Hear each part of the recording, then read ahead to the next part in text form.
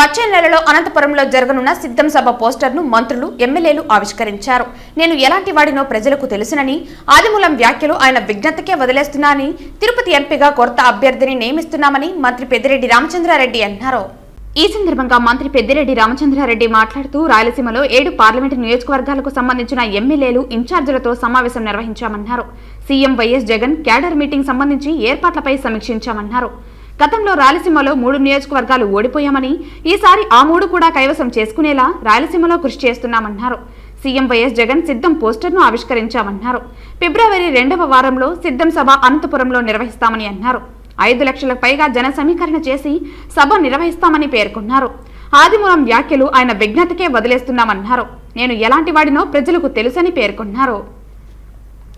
ఈ రాయలసీమ జిల్లాల్లోనే వైఎస్ఆర్ కాంగ్రెస్ పార్టీ గతంలో కూడా చాలా మంచి పెర్ఫార్మెన్స్ చేసింది. అప్పుడు పొరపాటున 3 నియోజకవర్గాలు ఓడిపోవడం జరిగింది. ఇప్పుడు ఆ 3 నియోజకవర్గాలు కూడా గెలవాల మొత్తము 50 స్థానాలలో సత్యవేడతో కలిపి 50 స్థానాలలో అన్నింటిలో కూడా గెలవాలని చెప్పి మనం దానికి సమాయత్తం కావాలని చెప్పి అది ఎన్నికల కేడర్ సమావేశమైనా కూడా ఎన్నికలకు సమాయత్తం అయ్యే విధంగా ఆ సమావేశాన్ని మనం జరుపుకోబోతూ ఉన్నాం. మన ప్రీతం నాయకుడు ముఖ్యమంత్రి జగన్మోహన్ రెడ్డి గారు ప్రధానంగా దాంట్లో వారు ప్రసంగించేదే కాకుండా ఒక సూచన వారు దిశా నిర్దేశం వారు చేస్తారు ఎన్నికల గురించి. మరి దీనికి ఎక్కువ ప్రాధాన్యత ఇవ్వాలని చెప్పి శాసనసభ్యులందరినీ కూడా కోరడం జరిగింది. ఆ విధంగానే అందరూ కూడా ఈ సమావేశానికి సిద్ధమయ్యారు.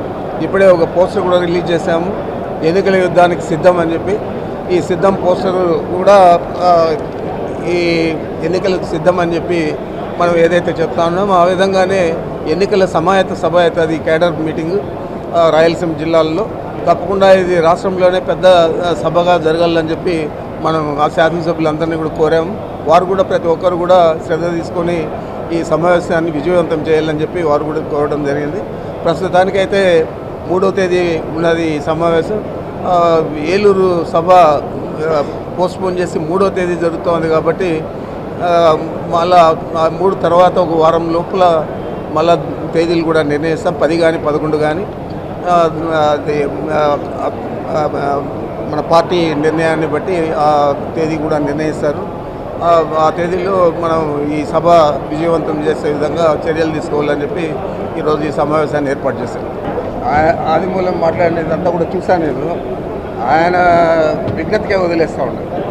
ఆయనకు ఏ విధంగా సీట్ ఇచ్చాము, ఏ విధంగా కష్టపడి గెలిపించాము అదంతా కూడా ఆయనకు గుర్తు లేకుండా పోయి మాట్లాడాడు కాబట్టి ఇంకా ఆయన గురించి మేమేం మాట్లాడదలుచుకున్నాం. అది ఈ జిల్లా ప్రజలకు తెలియదా, ఇలా మీడియా వాళ్ళకి తెలియదా నేను అవినీతి పరుడా కాదా అని నేనెందుకు జవాబు చెప్పాలా?